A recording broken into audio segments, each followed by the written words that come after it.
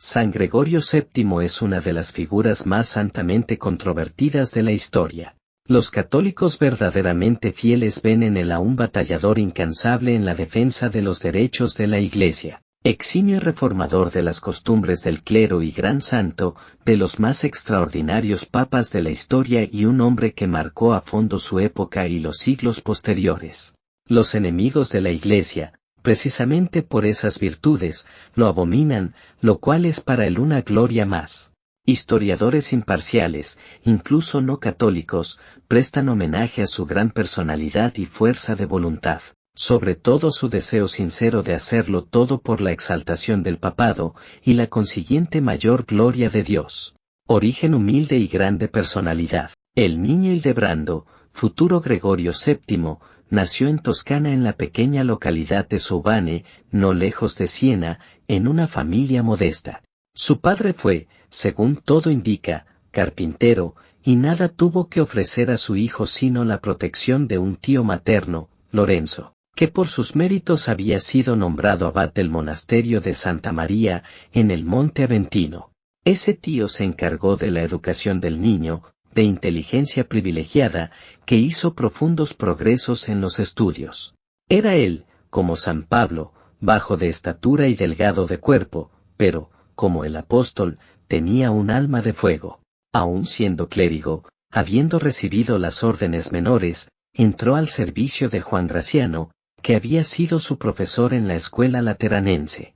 Este, apreciador del extraordinario talento de Hildebrando, afirmaba que nunca había visto inteligencia igual.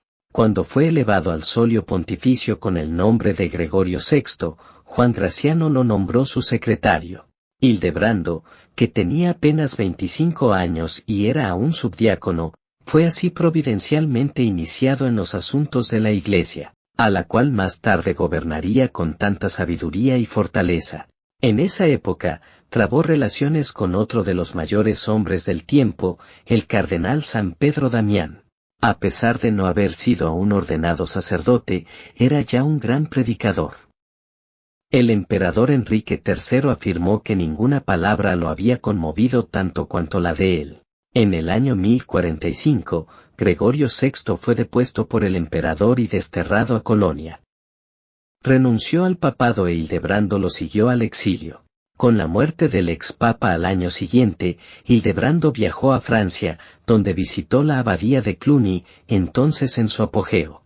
Encantado con la santidad de San Hugo y de San Odilon, allí tomó el hábito monástico, cardenal diácono de la Santa Iglesia, pero no pudo disfrutar por mucho tiempo de su retiro. Bruno, obispo de Toul, habiendo sido elegido papa con el nombre de León IX, confió a Hildebrando la administración temporal de la Iglesia con el título de arcediano, y también el gobierno del monasterio de San Pablo Extramuros, entonces muy decadente. Le confirió aún el título de cardenal diácono. Secundado por Hildebrando, el nuevo papa se lanzó con fervor y determinación a la reforma del clero y el restablecimiento de las leyes de la Iglesia, principalmente de su libertad contra la injerencia del poder secular. Para poner en ejecución sus decretos, convocó a un sínodo, en el cual condenó los dos males más notorios de la época, la simonía y la incontinencia del clero. En 1054, León IX entregó su alma a Dios. Muchos milagros suyos, en vida y después de la muerte, hicieron que su nombre fuese incluido en el martirologio romano. Durante el reinado de los 4 papas siguientes, Hildebrando se destacó de tal manera, que nada se hizo en aquel tiempo en Roma sin el consejo y el asentimiento de Hildebrando. Él dominaba, con su vasta capacidad, la corte y las facciones, y todos tributaban respeto y homenaje a su elevado mérito. Su influencia llegó al apogeo con el Papa Alejandro II, 1061 a 73, que lo nombró su canciller. Ya entonces desempeñaba funciones como las de un primer ministro. San Pedro escogió a Hildebrando. En 1073 fallecía Alejandro II. E Hildebrando, como arcediano, presidía los funerales. En medio de la ceremonia, el clero y el pueblo, hombres y mujeres, prorrumpieron en un grito unánime: Hildebrando, papa. San Pedro escogió a Hildebrando. Al recibir entonces la ordenación sacerdotal, el nuevo papa estaba muy versado en la arte de gobernar. Era consciente de su misión y tenía una idea elevadísima de la dignidad pontificia. Su promoción fue providencial. Con él la reforma comenzó a ser eficaz, para obtener de Dios las gracias necesarias para la Iglesia en aquellos tiempos tan conturbados. San Gregorio VII organizó un sodalicio con el nombre de Religio Quadrata, agrupando a eclesiásticos y seculares que se proponían rezar especialmente por la reforma. Aunque se concentrase sobre todo en esa tarea, su programa era mucho más vasto. Incentivó, en España, la reconquista del territorio en poder de los moros, bendiciendo a los extranjeros que se alistasen en esa cruzada, planeaba rescatar los santos lugares, acabar con el cisma griego y centralizar el gobierno eclesiástico. Pero lo que llevaba en lo más hondo de su corazón era velar por la santidad de la Iglesia, con la eliminación de la simonía, venta de objetos sagrados, y del nicolaísmo, violación de la ley del celibato por los clérigos. Estos vicios provenían en gran parte de la célebre cuestión de las investiduras, es decir, de la venta de cargos eclesiásticos o prebendas por parte del emperador, de reyes, de nobles y señores feudales. Los altos dignatarios eclesiásticos, que pagaban caro su dignidad al rey o a otro señor, procuraban indemnizarse vendiendo a sus subordinados las funciones menores. Así, ellas no caían en manos de los más dignos, sino en las de quien podía pagar más. Esta complicada cuestión, que se extendió hasta el siglo siguiente, consumió gran parte de las energías del combativo pontífice. Depuso al arzobispo Godofredo de Milán por simonía, y en Francia sustituyó prácticamente a todo el episcopado. Pero encontró fuerte oposición en Alemania, sobre todo de la parte del emperador Enrique IV. Preciosa exaltación del primado romano. La mirada de San Gregorio VII no descuidaba ningún rincón de la tierra. San Canuto, rey de Dinamarca, le pedía consejos, lo mismo que Olavo, rey de Noruega. En cambio, Boleslao II de Polonia, desagradado por los avisos de la Santa Sede, se servía del gobierno solamente para satisfacer sus brutales pasiones. Llegó a ahorcar, con sus propias manos, a San Estanislao, obispo de Cracovia, que lo había excomulgado. San Gregorio VII fulminó con el anatema al rey asesino, lo privó de la realeza, desligó a sus súbditos del juramento de fidelidad a él, y le retiró el título de rey a los soberanos de Polonia, que durante mucho tiempo quedaron reducidos a la situación de meros duques. En 1074 San Gregorio VII renovó los decretos de sus predecesores contra la simonía y los matrimonios de eclesiásticos. Al año siguiente, promulgó un decreto contra la investidura, prohibiendo a todo secular, bajo pena de excomunión, vender los obispados. Una semana después, Gregorio redactó su Dictatus Papae, colección de 27 tesis en que condensaba de manera lapidaria su concepción del poder pontificio sobre la base de una exaltación del primado romano en el aspecto legislativo, judicial, administrativo y dogmático, con aplicaciones concretas a lo temporal. Las proposiciones más llamativas eran estas dos, que, el Papa, tiene facultad para deponer a los emperadores, que puede desligar a los súbditos del juramento de fidelidad prestado a los inicuos. Eso porque, Cristo a nada ni a nadie ha exceptuado del poder de las llaves. Si la sede apostólica tiene facultad para juzgar de las cosas espirituales, con mayor razón la tendrá sobre las temporales, que valen menos. Todo lo que hay, dentro de la Iglesia, está debajo del Papa, luego los reyes y emperadores, con todo su poder y autoridad, están sometidos al Papa, por tanto, éste puede deponerlos. El emperador Enrique IV en que nace. Enrique IV, sin embargo, continuó repartiendo obispados a personas indignas, y entabló negociaciones con los normandos del sur de Italia para tener al Papa entre dos fuegos.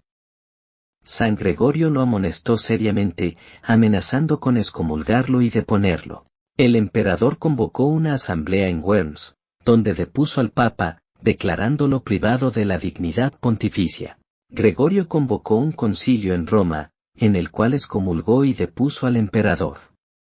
El efecto de la sentencia pontificia fue fulminante, al contrario de la de Enrique. Inmediatamente todos abandonaron a Enrique IV.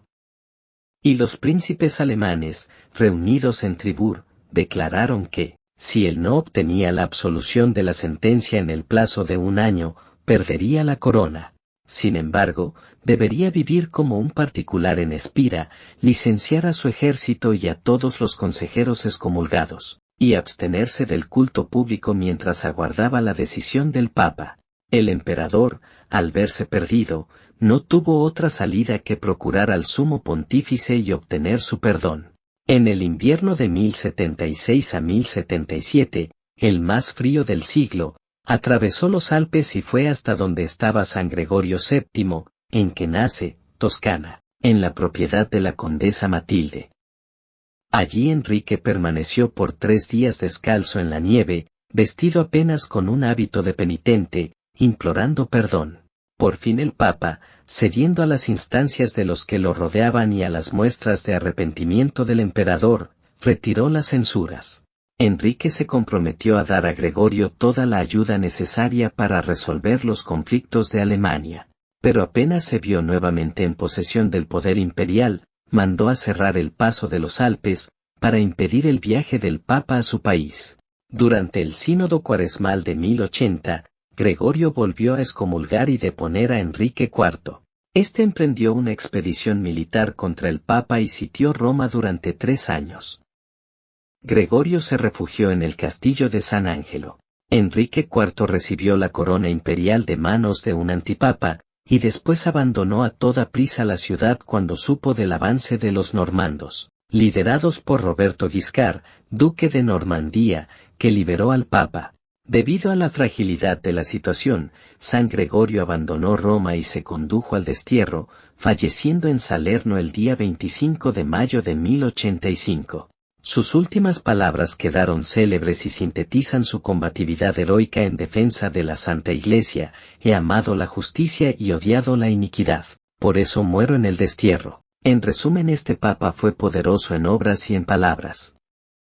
Con tanto celo trabajó en el restablecimiento de la disciplina eclesiástica, en la propagación de la fe, en la extirpación de los errores y abusos, que puede decirse que ningún papa, desde los tiempos apostólicos, soportó más penurias y tribulaciones por el bien de la Iglesia, y combatió más valientemente por su libertad.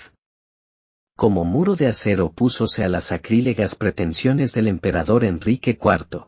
Sitió a Roma y forzó al Santo Pontífice a refugiarse en Montecassino primero y, después, en Salerno, donde sucumbió al exceso de sus fatigas, el 25 de mayo de 1085.